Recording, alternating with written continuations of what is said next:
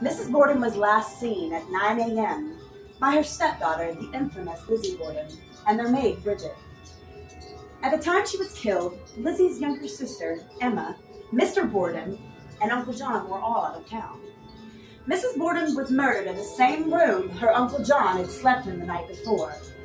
This room is now the most requested room for overnight stay at the Lizzie Borden Axe Murder House and Museum. There were no signs of a struggle, no defensive wounds. Peculiar, isn't it? It is unknown whether Mrs. Borden was facing her attacker and did not fight back, or whether she was unable to, whether she was standing or kneeling. What is known is how many wounds she had and where they were located.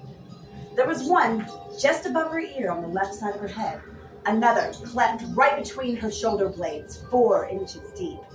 The remaining 17 blows were to the head and the neck, for a total of 19.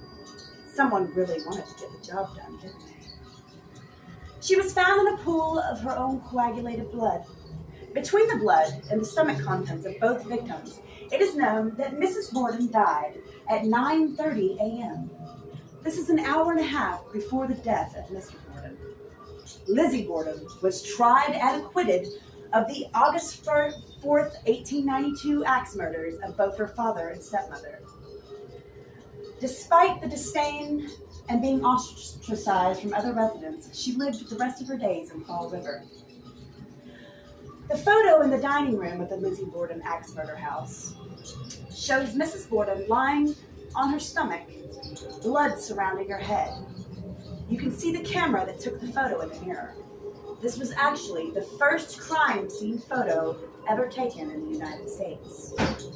Fun little moment fact, eh? Especially for those such as myself who are lovers of the macabre.